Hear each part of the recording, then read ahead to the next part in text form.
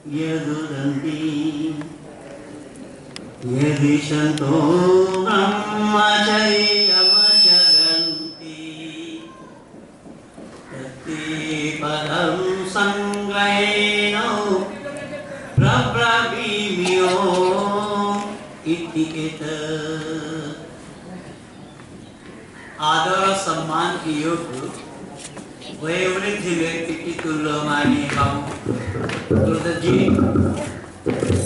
आदर और स्नेह के योग्य मेरे बड़े ही पुराने साथी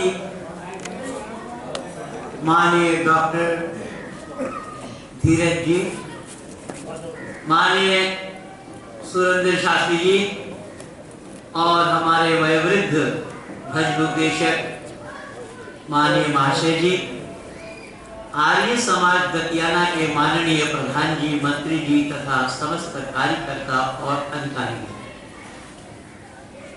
और हमारे इस कार्यक्रम के कुशल संचालक माननीय पंडित जी, सभा में उपस्थित धर्मप्रेमी सज्जनगण एवं मान्य मातृशक्ति। मैंने समय अपने आप लिया, मुझे दिया नहीं गया।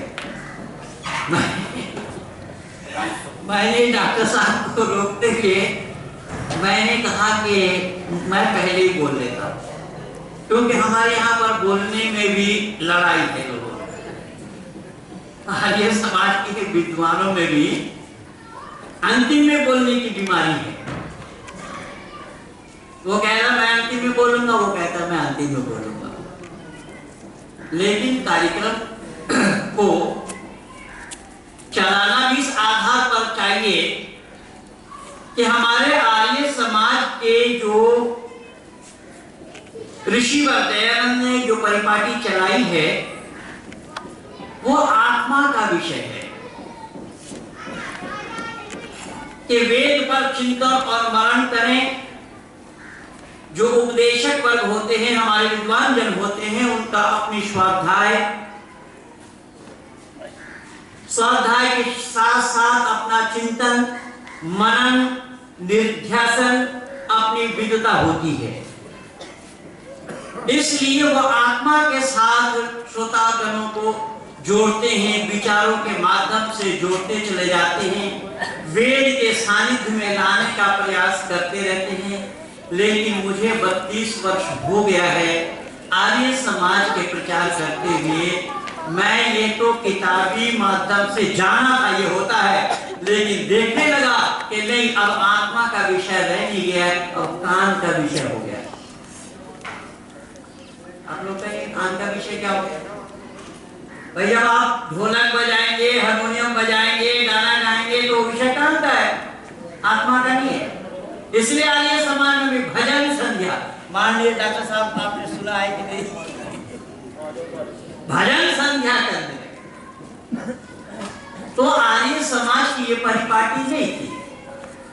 आर्य समाज की परिपाटी लोगों को विचार देने के लिए, विचार की शुद्धिकरण करने के लिए, वेदों के साथ जुड़ने के लिए, वैदिक मान्यता और वैदिक परंपरा को उजागर करने के लिए, ऋषि मंतव्यों को लोगों तक पहुंचाने के लिए ये कार्यक्रम चलाया गया था।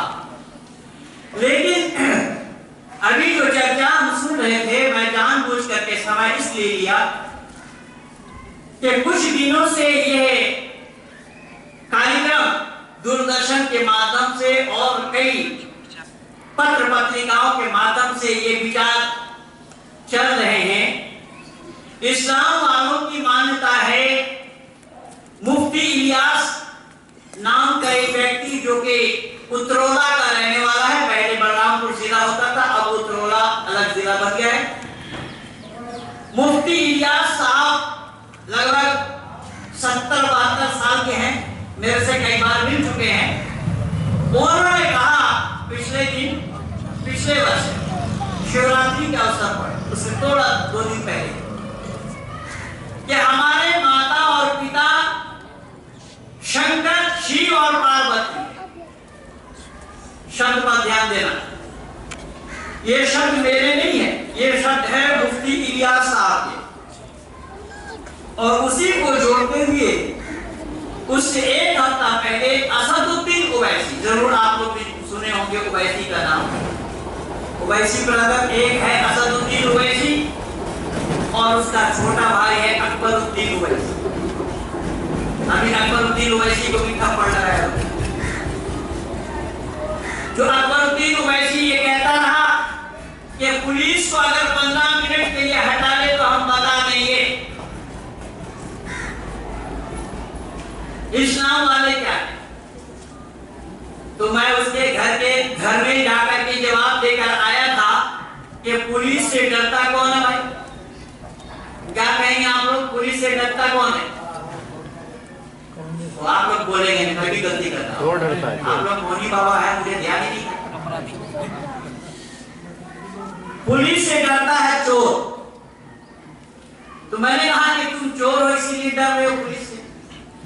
तो उसके बड़े भाई जो असदुद्दीन ओवैसी है उसने बोला हमारा बाप हिंदुस्तानी है और हमारे बाप को अल्लाह ने हिंदुस्तान में भेजा।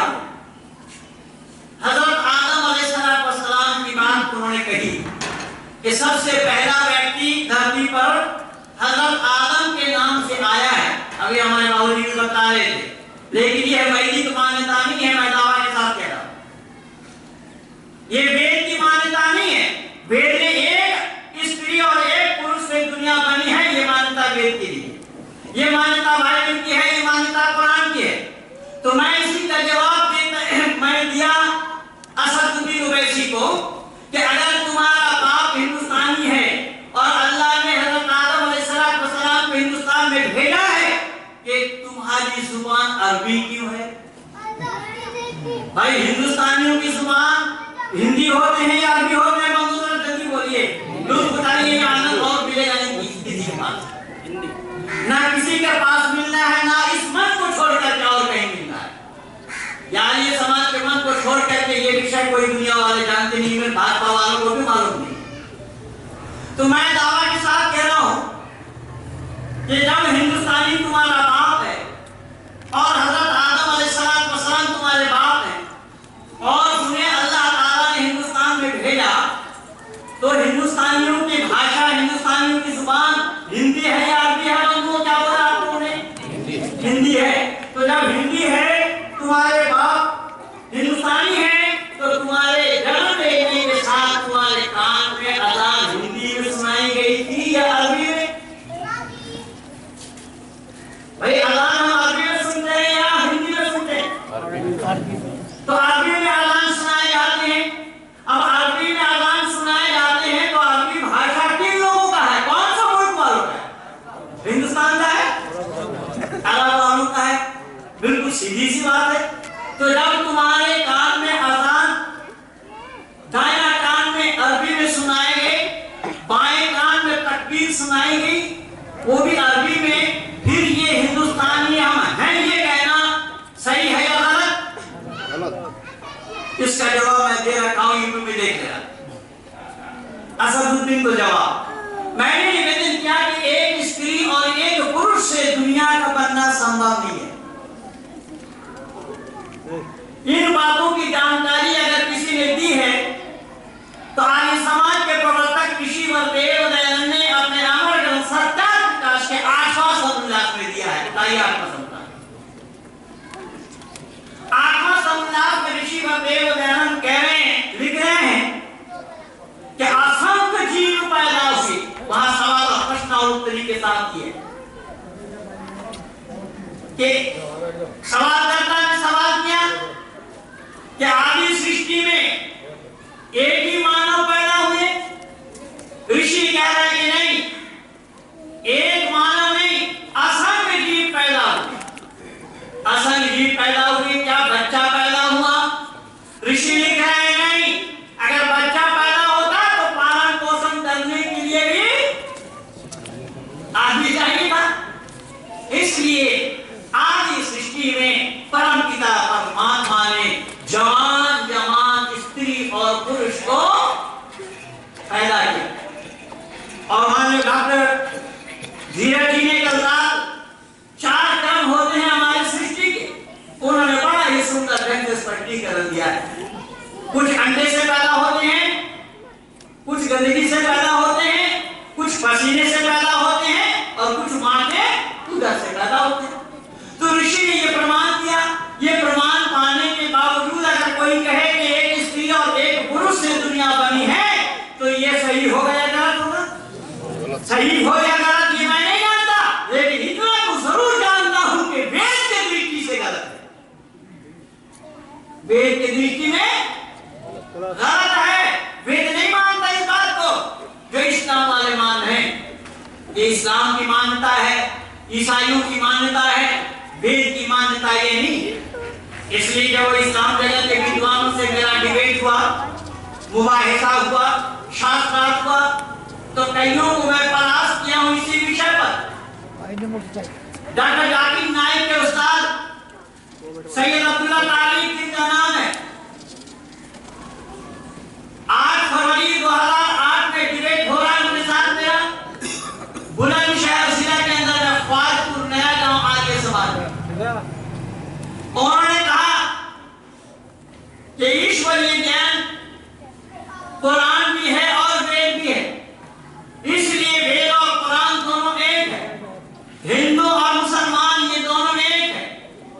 हिंदुओं को जानना चाहिए कि वेद और कुरान में कहां-कहां मेल है। मैंने उनको रोकते हुए कहा कि वेद और कुरान में मेल है, उससे मैं सहमत नहीं। कहने क्यों? मैंने कहा कि वेद ही ईश्वरीय ज्ञान है, अन्य किसी पुस्तक के साथ ईश्वरीय ज्ञान का होना संभव नहीं है। बोले क्यों? मैंने कहा कि दोनों में मेल नहीं है, दोनों में एक बातें नहीं है। बोले क्या? जैसा मैंने कहा कि कुरान और बाइबल की मान्यता है कि अल्लाह ताला ने आदम एक व्यक्ति को बनाया और एक व्यक्ति को बनाने के बाद पहले तो मिट्टी मंगवाए फरिश्तों से और पुतला बनाया। पुतला बनाने के बाद उसके अंदर में अल्लाह ने रूह डाली। कससुल अंबिया नामक किताब में ये बताया गया, दर्शाया गया अरबी जुबान में कि या अय्युहा रूह उदखुल फी हादिहिल जसद, ऐ रूह तू प्रवेश कर, तू दाखिल हो जा इस आदम के शरीर में। अब अंदाजा लगाना कि अल्लाह ने जो आदम के अंदर में रूह डाली, तो रूह बनाने के लिए कौन-कौन सा रॉ मटेरियल अल्लाह ने प्रयोग किया? सवाल आएगा पहला ये कि रूह बनती किस चीज से है, और अल्लाह ने रूह को दाखिल होने के लिए बोला, वो रूह अल्लाह को मिले कहां? अरे चुप रहो भाई। वो रूह अल्लाह पाए कहां? और रूह को आदेश दिया जाए, ऐ रूह उदखुल फीहा, या अय्युहा रूह उदखुल, दाखिल हो जा, ऐ रूह तू प्रवेश कर इस आदम के जिस्म में, शरीर में। अब रूह को आदेश देना, रूह को हुक्म देना कि ऐ रूह तू प्रवेश हो जा, तो क्या यह संभव होगा? पढ़े लिखे लोग इसको तस्लीम नहीं कर सकते। अब अल्लाह ने आदम में रूह डाली और आदम से कहा, रूह डालने के बाद फरिश्तों से कहा कि आदम को सीधा करो। सभी फरिश्तों ने सीधा की, लेकिन उसने सीधा नहीं की। और जो लाया था मिट्टी, उसने बोला मैं सीधा नहीं कर, मैं इससे बड़ा हूं, मैं इससे पहले का हूं, मैं अग्नि से बना हूं। अब अग्नि से फरिश्ता बना, लेकिन दुनियादारी में हम देखते हैं अग्नि से राख का बनना संभव है, अग्नि से धुआं का बनना भी संभव है, अग्नि से कोयला का बनना भी संभव है नहीं? लेकिन अग्नि से फरिश्ता बनाया, वो अल्लाह का कौन सा टेक्निक है वो पढ़ लेगा। दुनिया में किसी ग्रंथ में ये पाना मुश्किल है। तो अब सजदा करने के उसने बोला मैं सीधा नहीं करूंगा, उसने सीधा नहीं किया। जब उसने सीधा नहीं किया तो अल्लाह ने कहा कि तुम निकल जाओ, यहां से वितरित हो जाओ। तो उसने बोला कि वितरित तो मैं ना रहूंगा, अब तक जो मैंने मजदूरी की उसकी मेहनत आना था, तो क्या मेहनत आना चाहते हो? तो उसने कहा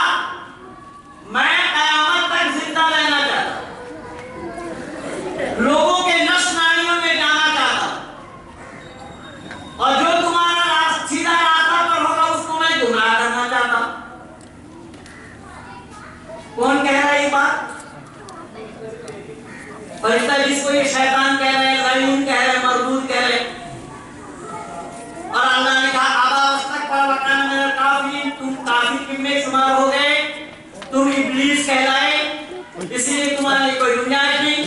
जब सीधा करने के लिए बोला तो उसने कहा मैं सीधा नहीं करता। तो अल्लाह ने पूछा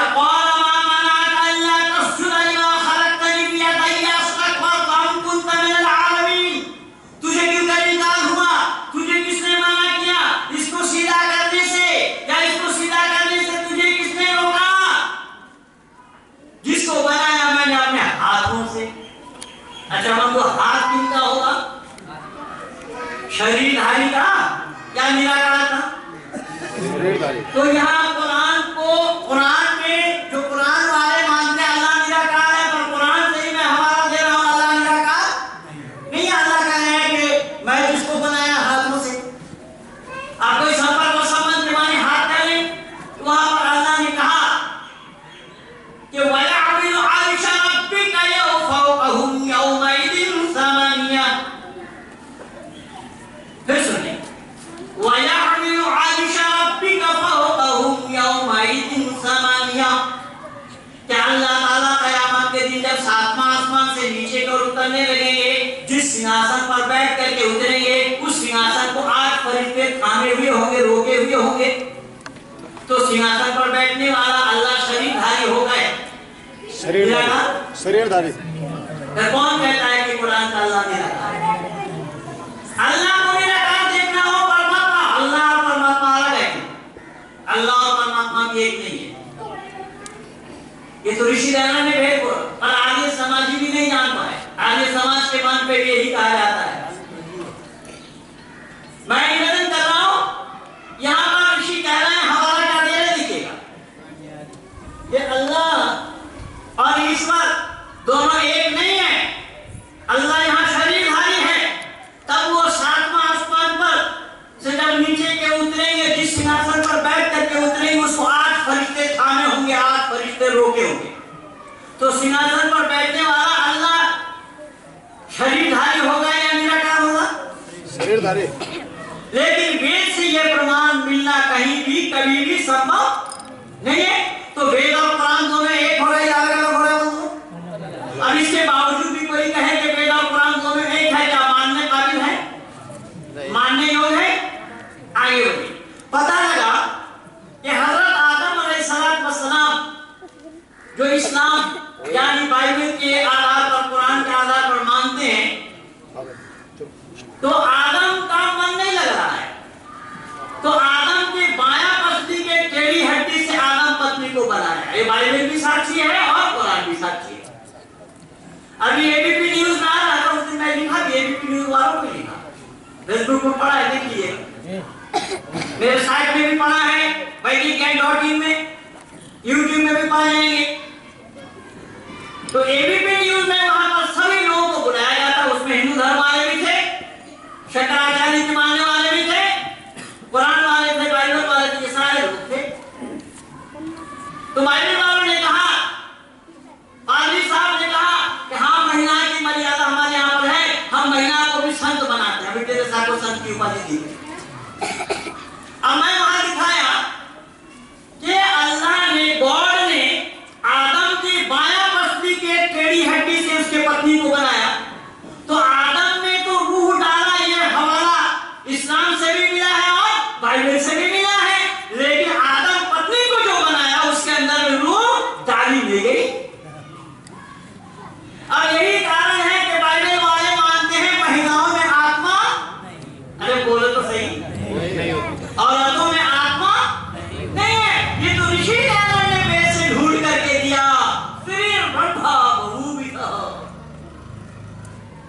ऋषि देना वाला दे कि स्वयं परमपिता परमात्मा ने मातृशक्ति को ब्रह्मा की उपाधि दी और मनुष्य भी ढूंढ करके दिया है कि यत्र नार्यस्तु पूज्यन्ते रमन्ते तत्र देवता, कि जहां नारियों की पूजा होती है वहां देवता का निवास होता है। तो जहां तक पूजा की बात है, ये सब पतिवर्ग के लोग घर में जाकर के अपने पत्नियों का आरती उतारने शुरू मत कर देना, इसको पूजा नहीं कहा। यहाँ पर आदर सत्कार सम्मान की बात है।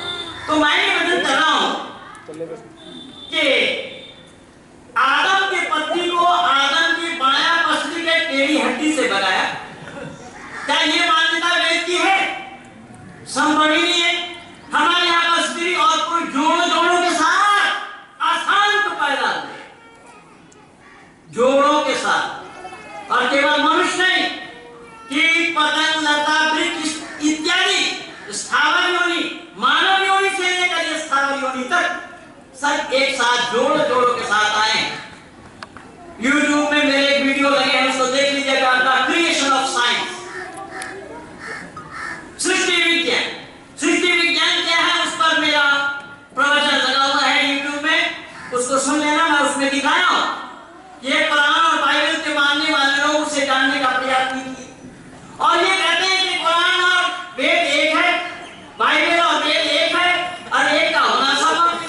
अब आदम के माया पसली के टेढ़ी हड्डी से उनको पत्नी को बनाया, या उनकी पत्नी को बनाया अल्लाह ने, और उनके संतान हुए जोड़े बेटा और बेटी। इन जोड़ों के साथ संतान हुए, और जनरेशन चलाने के लिए उन आदम के पति पत्नी के पैदा किए हुए बच्चे से, यानी भाई बहन में शादी हुई।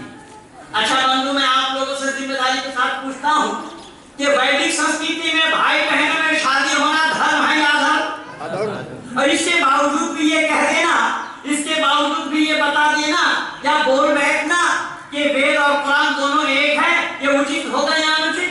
अनुचित। भाई बहनों में शादी होना संभव है क्या? नहीं। भाई बहनों में शादी होना संभव नहीं है। भाई बहनों में शादी होना अधर्म है, और हमारे यहाँ भाई बहन को दूर की बात है, तो गोत्र को भी बचाने की बात ऋषि ने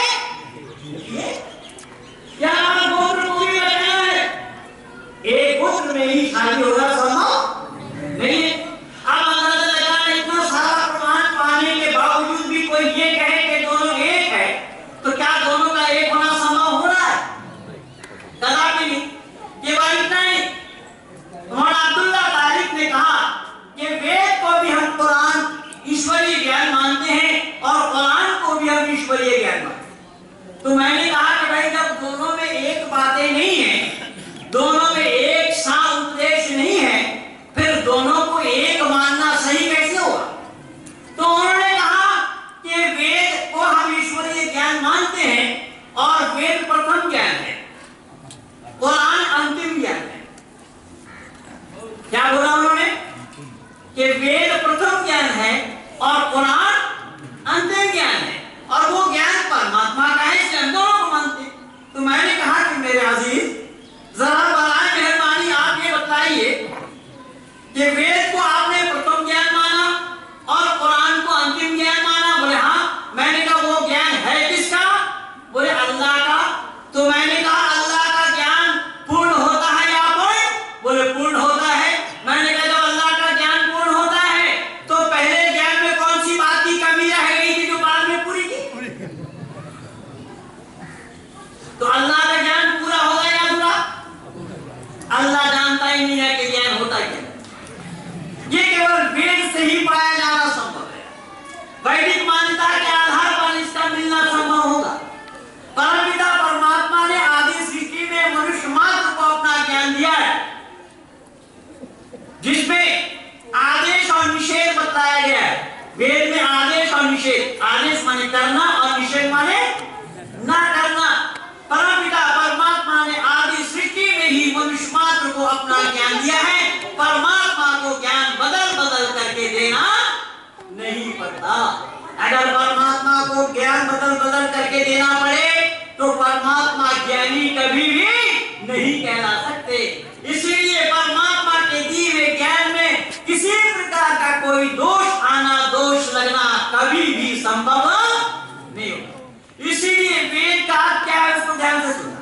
वेद के मानी है ज्ञान। वो ज्ञान किसका? ये परमपिता परमात्मा का। किनके लिए? कि मनुष्य मात्र के लिए। कितना? कि मनुष्य मात्र को जितना चाहिए। इसीलिए वेद में नेति नेति शब्द आया है कि यहाँ तक नहीं, और है, और है, और है। कितना है? कि दिमाग की परिधि हर एक की बराबर नहीं है। नहीं प्राप्त होता चला जाएगा। परमात्मा का दिया हुआ ज्ञान कभी भी समाप्त होने वाला नहीं है। अब यहाँ कुरान वाले मानते हैं, कुरान वाले मानते हैं कि कुरान ही अल्लाह का ज्ञान नहीं है। अभी तो कुरान से पहले भी 3 किताब को वो अल्लाह का ज्ञान मानते हैं। आपके मस्जिद वाले अगर आते सुनने के लिए तो मुझे भी बड़ा आनंद आता। ये लोग सुनने के लिए क्यों नहीं आते मैं नहीं समझ पाया। चलो आवाज तो पहुंच रही होगी, घर बैठे बैठे सुन लेना ध्यान से मेरी बातों को। जब कुरान से पहले इस्लाम की मान्यता है 3 किताब और हैं जिसे ईश्वरीय ज्ञान बताया जाता है। क्या बीमारी पानी है सब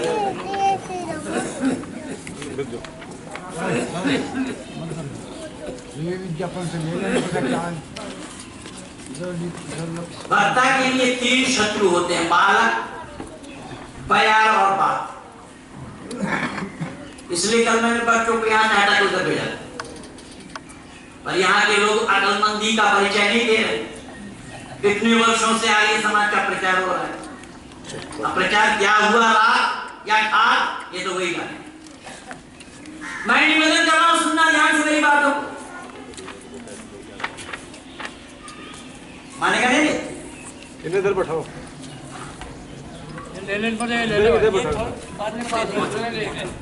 अब ये बच्चों से क्या पता लगता है, घर वालों का पता लगता है कि माता पिता क्या शिक्षा दिया है। माता पिता है कैसे, इतने दिनों से यहाँ प्रचार होता है।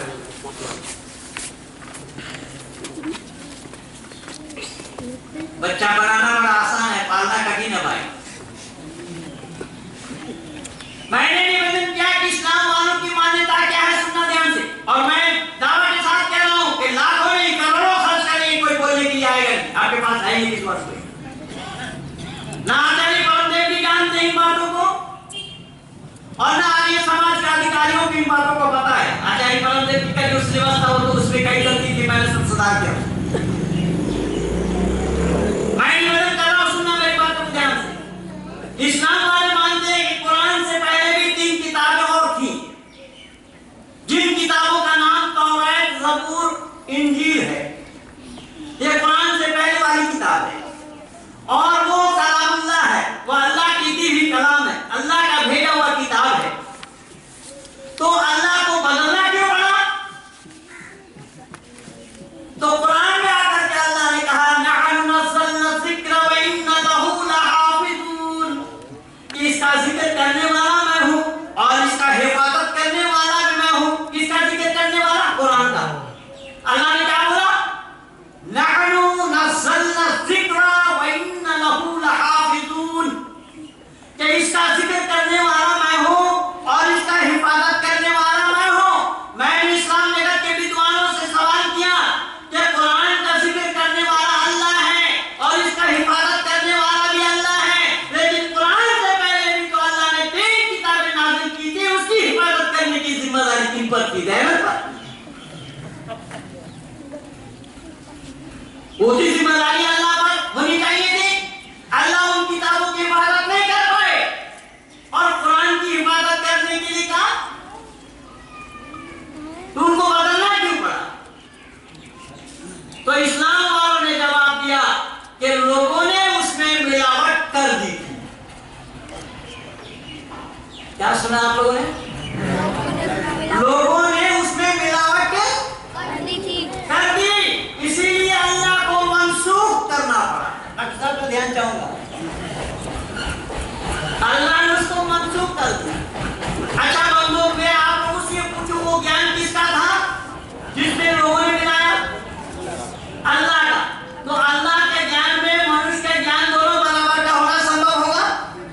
हाँ होगा, लेकिन ईश्वर के ज्ञान में मिलाया जाना संभव नहीं। समझिए बात जिम्मेदारी के साथ।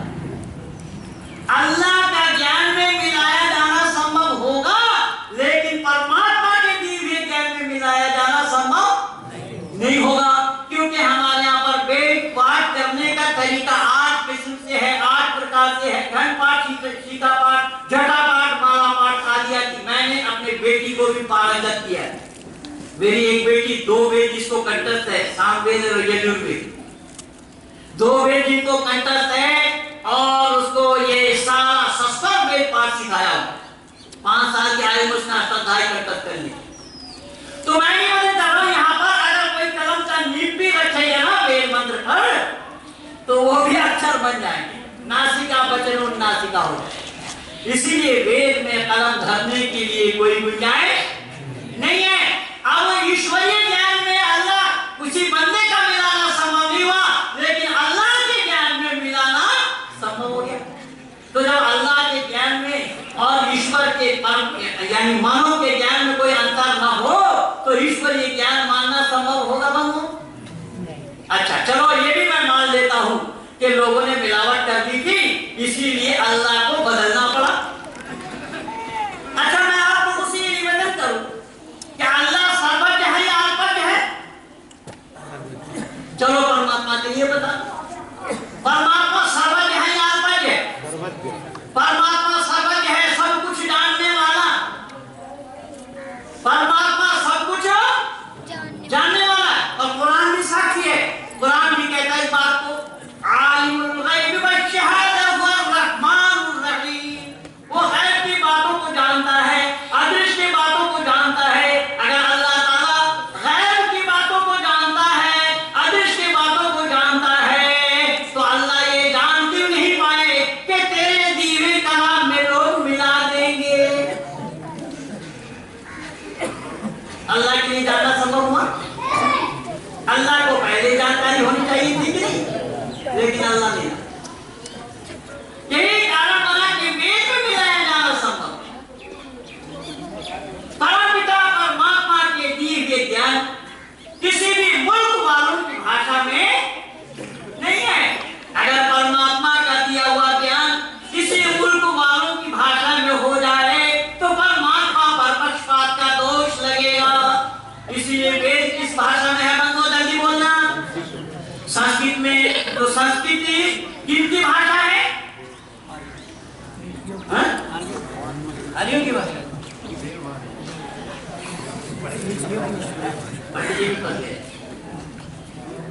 सुनना शब्द को ध्यान से, ये दुनिया वाले नहीं जानते इस चीज को। हॉलैंड के अंदर में भी मैं बहुत सारे मौलाना को छकाया है इन बातों। संस्कृत ही एकमात्र भाषा है जो मनुष्य मात्र का भाषा है और परमात्मा का दिया हुआ भाषा है। यह मनुष्य की भाषा नहीं है, इसीलिए संस्कृत को देववाणी कहा जाता है, देवताओं की वाणी। यही कारण बना आदि सृष्टि से जब मानव धरती पर आया तो मनुष्य मात्र के रोने, हंसने, चिल्लाने, पुकारने की आवाज सबकी आई नहीं बोलेगी तो इतना देर क्यों डरते डरते बोल रहे? डॉक्टर साहब कह रहे हैं कि देर में समझ में आए। यानी धरती पर जब कोई आता है, आदि सृष्टि से लेकर अब तक किसी भी मुल्क में आवे, मुसलमान के घर आवे, हिंदू के घर, ईसाई के घर, जैनियों के घर, बौद्धिकों के घर, किसी के भी घर आया होगा, सभी बच्चों के रोने, हंसने, चिल्लाने, पुकारने की आवाज एक ही होगी। कोई आदमी जुबान में नहीं रोएगा, कोई अल्लाह अल्लाह नहीं पुकारेगा, कोई मोहम्मद मोहम्मद नहीं चिल्लाएगा, कोई ईसा ईसा नहीं कहेगा, कोई मरियम मरियम भी नहीं, और बाइबल बाइबल भी नहीं, कुरान कुरान भी नहीं, और राम राम भी। हिंदू तो राम राम पर उतर है, हिंदू आज तक नहीं जान पा रहे हैं कि हमारा अभिवादन क्या है। धरती पर आने वाला सभी मनुष्य मात्र का आदि सृष्टि से लेकर प्रलय तक जितने भी आएंगे सबकी रोने, हंसने, चिल्लाने, पुकारने की आवाज एक ही हो। क्यों? उसको स्वर कहा जाता है, और स्वर केवल संस्कृत में है, बाकी कहीं पर नहीं है। सात को मैंने बहुत नजदीक से पढ़ा, 3 में मास्टर डिग्री भी है मेरे पास,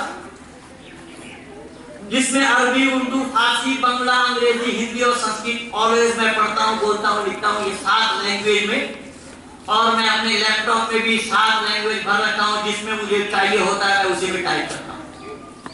मैं निवेदन कर रहा हूँ कि इस भाषा विज्ञान को जब तक कोई नहीं पढ़ेगा तो समझ में नहीं आएगी। इस पर हमारे आर्य जगत के विद्वान ने बड़ा परिश्रम किया, बड़ी मेहनत की। पंडित रघुनंदन जी शर्मा वैदिक ज्ञान नामी पुस्तक उन्होंने, वैदिक संपत्ति नामी पुस्तक उन्होंने लिखी है, और उस वैदिक संपत्ति पुस्तक के अंदर में उन्होंने इन सब बातों को बोल करके लोगों के दिल और दिमाग में भरने का प्रयास किया। लेकिन लोग पढ़ते नहीं है, स्वाध्याय करते नहीं है। तो कहने का तात्पर्य मेरा ये है कि धरती पर आने वाला कोई भी अल्लाह अल्लाह नहीं पुकारता, कोई भी गॉड गॉड नहीं चिल्लाता, कोई भी राम राम नहीं कहता। अभी तो हर एक की रोने हंसने चिल्लाने पुकारने की आवाज एक ही है।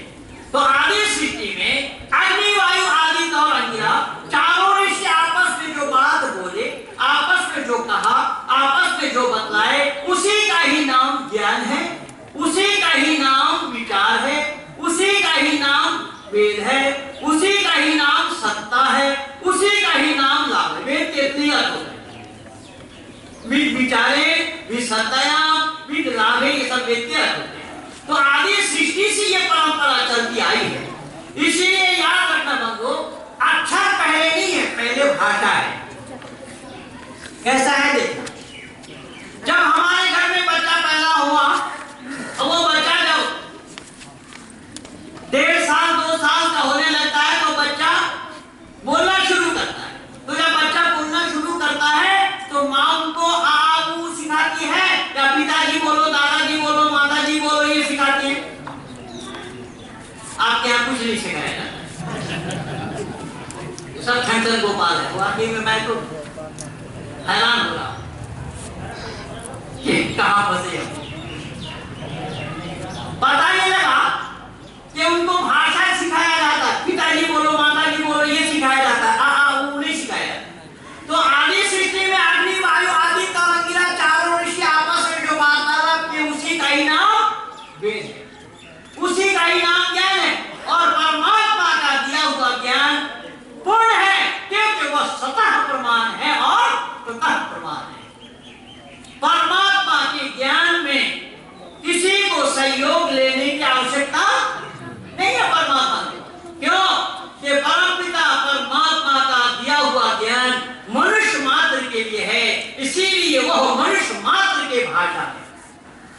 अब मनुष्य मात्र का भाषा केवल और केवल संस्कृत, क्योंकि संस्कृत में ईश्वर है, बाकी कहीं ईश्वर नहीं। तो आप लोग बोलेंगे कि भाई ये बता तो रहे हैं कि 7 भाषा जानते हैं, लेकिन शायद इन्होंने अंग्रेजी नहीं बोली होगी, क्योंकि अंग्रेजी में 5 लेटर को हमने स्वर माना है। अंग्रेजी के कितना लेटर को स्वर माना? A-I-O-U-E माना ना? हमने कि अंग्रेजी के 5 लेटर को स्वर माना। अब ये स्वर है या नहीं, इसका प्रमाण लीजिए। जो आई वाला लेटर है उसको लोग स्वर मान रहे हैं अंग्रेजी का। अब अंदाजा लगाना जरा कि आई वाला लेटर को जब हम हिंदी अक्षर में लिखेंगे तो क्या लिखना पड़ेगा? कौन कौन सा अक्षर जोड़ने पड़ेंगे? आ और ई दोनों अक्षर के संयुक्त करने से, जोड़ने से इसका उच्चारण होगा आई। तो आ अंग्रेजी में कहाँ है? अंग्रेजी में आ है। मैं अंग्रेजी नहीं, संस्कृत को छोड़कर दुनिया के सभी लैंग्वेज वालों को चुनौती दे रखा हूं कि आ निकालो। संस्कृत को छोड़कर के आ कहीं नहीं। इसीलिए मैं निवेदन कर रहा हूं, ये तो है अंग्रेजी में, लेकिन आ नहीं। आप कहेंगे डबल ए लिखेंगे, तो डबल ए लिखेंगे वो तो जबरदस्ती होगी बात। डबल ए लिख करके आप आ बताएंगे, वो संभव नहीं है। आ जो स्वतः उच्चारण होता है, आ उच्चारण करने के लिए किसी के सहयोग की आवश्यकता नहीं होती। इसीलिए परमात्मा के नाम में भी आकार उकार और मकार है, जिसको प्रणव कहा जाता है। ये संस्कृत को छोड़ करके दुनिया वालों को मालूम नहीं। इसीलिए बंधु याद रखना, अंग्रेजी तो भाषा ही नहीं, मूर्ख लोगों की भी भाषा नहीं। आप कहेंगे कैसा? कि जिस अंग्रेजी में स्त्रीलिंग पुल्लिंग का ही पता नहीं। अच्छा, राम को अंग्रेजी में लिखेंगे तो रामा लिखेंगे या राम लिखेंगे? बंधु जिम्मेदारी के साथ बोलना,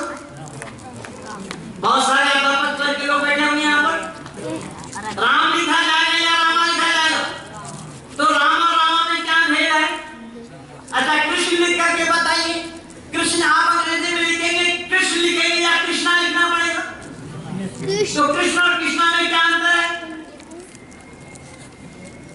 आप योग लिखिए, योग अगर आप अंग्रेजी में लिखेंगे तो योगा लिखा जाएगा कि योग लिखा जाएगा? मैं दावा के साथ कह रहा हूं बेचारों को कुछ भी अता पता नहीं है, वो जानते नहीं। जब मैं पिछले दिन जब हॉलैंड में था, डेनमार्क गया, तो वहां पर कुछ लोग मिले। एक ने कहा कि मैं अपना रिलीजन कन्वर्ट कर लिया। मैंने पूछा उनसे क्या था आपका रिलीजन? बोले मैं पहले ईसाई था। मैंने आप क्या है? बोला मैं बौद्धिस्ट हूं। मैंने कहा आपने रिलीजन बदला? बोले जी। मैंने कहा धर्म तो नहीं बदल पाए? उसने बोला साहब वही तो मैं बोल रहा हूं कि धर्म बदला हूं। मैंने कहा धर्म आपको मिला था जो आपने बदल लिया। बोले क्यों? हम तो रिलीजन बोलते हैं। मैंने कहा रिलीजन माने धर्म नहीं होता, अंग्रेजी में धर्म शब्द नहीं है, उसको विश्वास नहीं हुआ। क्या अंग्रेजी में धर्म शब्द नहीं है? मैंने कहा। उसने बोला कि क्या प्रमाण है? मैंने कहा कि अंग्रेजी में धर्म शब्द नहीं है। रिलीजन जो आप कह रहे हैं, रिलीजन माने होता है संप्रदाय। आप पहले ईसाई संप्रदाय में थे, अब बौद्ध संप्रदाय में है। धर्म आपको कहां मिलेगा? अंग्रेजी में धर्म शब्द नहीं है। बोले कैसा? मैंने कहा आपका डेनमार्क घी पैदा करता? बोले हाँ। मैंने कहा घी तो हॉलैंड भी पैदा करता है। एक आदमी के पास 200 गाय है जो 3 बार दूध देती है। मशीन से दूध निकाला जाता है, 50-50 लीटर दूध देती है वो गाय। मैंने कहा कि आपका डेनमार्क घी पैदा करता? बोले हाँ। मैंने कहा अंग्रेजी में बोलिए घी को क्या बोलते हैं? उसने पहले बोला बटर, तो मैंने कहा मक्खन। मैं आपसे घी पूछ रहा हूं। फिर उसने बोला रिफ्रेशिंग बटर। मैंने कहा विशुद्ध मक्खन। मैं आपसे घी पूछ रहा हूं। फिर उसने बोला GHEE। मैंने बोला भाई मैं तो बोल रहा था, मैं तो आपसे ये नहीं कहा कि आप स्पेलिंग करके बताइए, एक लेटर अलग करके बताइए। मैंने कहा पहला प्रमाण। और भी अनेक सारी बातें हैं जो अंग्रेजी में नहीं। बोले कैसा? मैंने कहा आपके भाई बहन हैं? बोले हाँ। मैंने कहा बहन शादीशुदा है? बोले जी। मैंने कहा उनके पति को आप क्या कहते हैं? बोले ब्रदर इन लॉ। मैंने कहा वो आपको क्या कहता है? बोले वो भी ब्रदर इन लॉ कहता है। तो मैंने कहा हमें कैसा पता लगेगा कि वो आपके जीजा हैं, आप उनके जीजा हो? और हमारे यहाँ मर्यादा देखिए, बहन के पति को हम क्या कहते हैं? खाली जीजा बोलते हैं। जीजा जी क्या बोला जाता है? जीजा जी। बोले जी जा। तो माता पिता बोलेंगे यार तुम हमारे दामाद को ऐसा बोल रहे हो। फिर फौरन जाकर कहेंगे जी यानी वापस आइए। क्या आओ इसके दुनिया वाले क्या जानेंगे हमारे बाप? दुनिया वालों को मालूम है, इसलिए मैं निवेदन कर रहा हूं। दुनिया वाले जानते नहीं है कि सच है क्या। और अब्दुल्ला तालिब ने कहा कि साहब तुम्हें वेद और कुरान में यही भेद है। मैंने कहा एक भेद नहीं, वेद और कुरान में आसमान और जमीन का फर्क है। आसमान और जमीन में जितने फैसला है इतना ही फैसला इन दोनों में है। आप दोनों को मिला करके नाहक हिंदुओं को बनाना चाहते हैं। और हिंदू घराने के लोग भी हमारे ऐसे हैं, जब ये वेद की बात कोई कहते हैं ना, ये फूल करके गुब्बारा बनाते हैं, ये मुसलमान वेद बोल रहा है। जबकि इनका लक्ष्य क्या है? इनका लक्ष्य ये है, ये कहता है कि वेद में भी मोहम्मद का नाम है। सबसे पहले वैजाकी नाइक को लिखित प्रश्न दिया कि वेद में अगर मोहम्मद का नाम है तो आप बराए मेहरबानी हमें बताइए, कृपा करके बताइए कि वेद में मोहम्मद का नाम कहाँ है। और वेद में किसी व्यक्ति विशेष का नाम की चर्चा होना संभव नहीं है। व्यक्ति विशेष का नाम का उल्लेख होना वेद में संभव नहीं है, क्योंकि परमात्मा पर पक्षपात का दोष लगेगा। इसलिए वेद में ये सब गुंजाइश नहीं है। तो मोहम्मद का नाम है। मैंने कहा कि अगर वेद में मोहम्मद का नाम है तो मैं आपसे ये पूछना चाहूंगा कि पहले वेद है या पहले कुरान है? बोले पहले वेद है। मैंने कहा जब पहले वेद है और सभी इतिहासवेत्ताओं ने माना है कि विश्व के आनंद में लाइब्रेरी में सबसे पुरानी पुस्तक है वेद है। जब वेद पुरानी पुस्तक है, वेद कुरान से पहले है और वेद में ही मोहम्मद का नाम आया है, तो वेद को ही पकड़ लो, कुरान को नाहक क्यों ढो रहे हो? लेकिन बंधु याद रखना, वेद में मोहम्मद का नाम का होना संभव नहीं, क्योंकि परमात्मा पर पक्षपात का आरोप लगेगा। तो यही कारण बना कि सृष्टि के आदि से ही परमपिता परमात्मा ने अपना कंप्लीट ज्ञान, क्योंकि परमात्मा को ज्ञान बदल बदल करके देना नहीं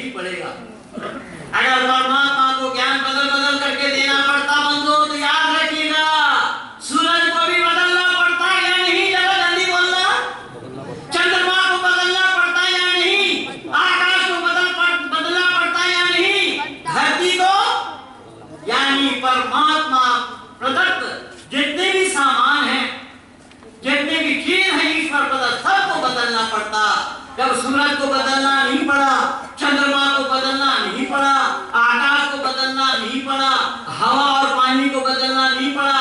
तो परमात्मा अज्ञानी है क्या कि अपने ज्ञान को बदल करके देंगे?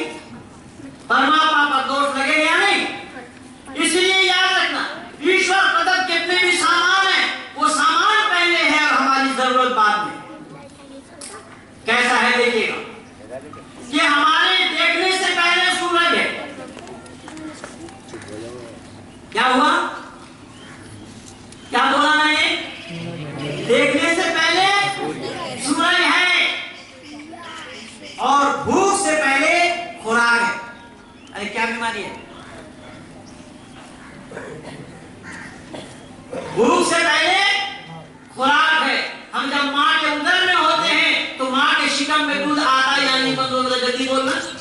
क्या हमारे जन्म लेने के बाद दूध आया या जन्म लेने से पहले?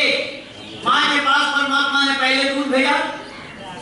यानी भूख से पहले खुराक है, प्यास से पहले पानी है, देखने से पहले सूरज है, बोला ना, चलने से पहले धरती है। और धरती पर चलने के लिए ज्ञान न हो तो चलना कभी भी संभव नहीं होगा। मैं प्रमाण दे रहा हूं, ये मोबाइल हर एक के जेब में एक एक दो दो तीन तीन भी पड़े। अच्छा बंदों जरा विचार करके बताना कि मोबाइल में हम हैंडल करते हैं, जब किसी का फोन आता है तो हम रेड वाला बटन को दबाते हैं या ग्रीन वाला?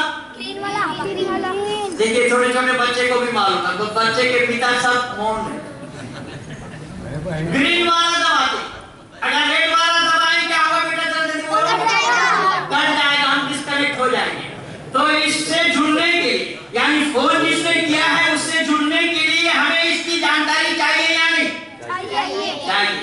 इसकी जानकारी के बिना इसका हैंडल करना संभव होगा क्या? नहीं। तो ब्रह्मांड का मालिक है, ब्रह्मांड में मानव को भेजा है, तो क्या उस मालिक को मालूम नहीं कि दुनिया में जाने से पहले इसको ज्ञान चाहिए? ज्ञान के बिना ये कर नहीं कर सकता। परमात्मा को मालूम नहीं है क्या? अगर न मालूम ना हो तो परमात्मा का दोष लगेगा। इसीलिए परमात्मा को ज्ञान बदल बदल करके देना नहीं पड़ता। कभी तौरात दिया, ज़बूर दिया, इंजील दिया, फिर कुरान दिया, और कुरान में आकर के बोला और कुछ आने वाला ही नहीं है। कुरान में आकर के क्या बोला? और कुछ आने वाला नहीं है, यही सब कुछ दे दिया गया, इससे और आगे नहीं। अच्छा बताइए जरा, जब अल्लाह को ज्ञान बदलना पड़ा तो इसी में ही सारा ज्ञान संपूर्ण हो गया। ये इसका प्रमाण कहां से लाएंगे हम?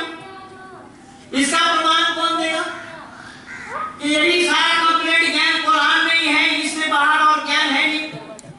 इसलिए मैं निवेदन कर रहा हूं कि कुरान भी ज्ञान सीमित है, उससे बाहर भी दुनिया है, कुरान वालों को मालूम नहीं। पता लगा कि मोबाइल को हैंडल करने के लिए मोबाइल कंपनी ने जब अपना मोबाइल बनाया तो उसने एक बुकलेट दी है, यानी बंधु जल्दी बोलना। जब हम मोबाइल खरीदे हैं तो हर मोबाइल खरीदने वाले को मोबाइल खरीदने के साथ साथ कंपनी ने एक किताब दी है या नहीं? दिया। तो कंपनी ने किताब कब दी? मोबाइल बनाने के साथ साथ, है ना? अब अंदाजा लगाइए कि मोबाइल चलाए में मेरे पास एप्पल है और वो खाने वाला एप्पल मत समझिए, और ये एप्पल को भी बनाया वही आदम ने, यहाँ जो गुड़का भरा ना एप्पल में, ये आदम का वही आदम पत्नी की में गुड़का भरने का एक चीज दिखाया था। मैं निवेदन कर रहा हूं कि इस कंपनी ने, हाँ भाई ये वही चीज दिखाया, मैं अपनी पुस्तक में सब लिखा। तो मैं निवेदन कर रहा हूं, देखना जरा विचार करके कि यहाँ पर ये बताया गया कि जब मोबाइल कंपनी ने एक सामान बनाया, सिस्टम बनाया, तो उसको हैंडल करने के लिए साथ ही साथ किताब दिया या नहीं दिया? अगर ये मोबाइल 20 साल चला देते उसके बाद किताब देते तो क्या होता? उसका हैंडल करना संभव नहीं होता, हैंडल करना संभव नहीं होता, हैंडल करवाना संभव नहीं होता, तो कंपनी पर दोष है। ठीक इसी तरीके से परमात्मा पर भी दोष रहेगा। इसीलिए परमात्मा ने कंप्लीट ज्ञान आदि सृष्टि में मनुष्य मात्र को दिया है। परमात्मा ने ज्ञान नहीं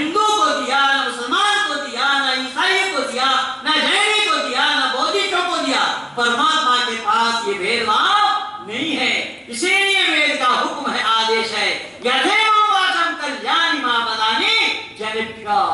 ये कल्याणी वाणी मानव मात्र के कल्याण के लिए है। इसीलिए परमात्मा का ज्ञान पहले है और कर्म बाद में है। जैसा उदाहरण के रूप में सब लोग यहाँ बैठे हैं, जूता चप्पल खोल के बैठे हैं।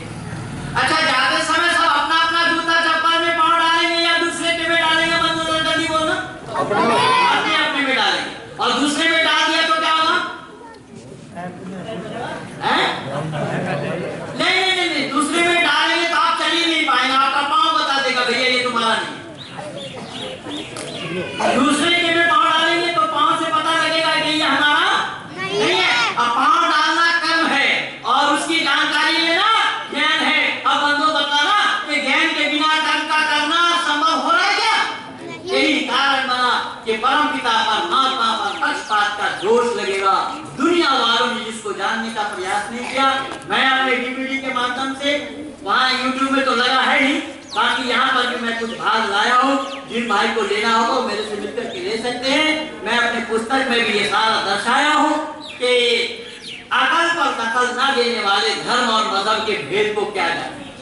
धर्म और मजहब के भेद को जानने के लिए अकल पर दखल देना पड़ेगा, अकल से काम लेना पड़ेगा, बुद्धि से काम लेना पड़ेगा। बुद्धि में ताला लगाने वाले लोग कभी भी नहीं जान सकेंगे। वो यही नहीं जान पाएंगे कि अकल बड़ी या नहीं पता। क्यों? कि उनको जानकारी नहीं, उनको केवल मानने की बात है। ईमान शब्द का अर्थ मानना, तस्लीम करना, कबूल करना, स्वीकार करना, नतमस्तक होना। लेकिन हमारे यहाँ की मान्यता है अनुसंधान तो सदर्भ वेद देता कि हर बात को तर्क की कसौटी पर कसो। अगर जवाब दे तो मान लेना, जवाब न दे तो मानने की कोई भी जरूरत आवश्यकता नहीं है। हमारे यहाँ पर इसीलिए जानने की बात है पहले, मानेंगे हम बाद में। जान करके ही हम मानेंगे। बिना जाने किसी का मानना, किसी को मानना, ये मानवता से परे की बात है। तो समय जितना था वो तो मेरे लिए मुकर्रर वो पूरा हो गया है। मैं और आगे न बढ़ता हुआ मैं निवेदन करूंगा माननीय पंडित जी से कि आप अपना कार्यक्रम को आगे बढ़ाइए।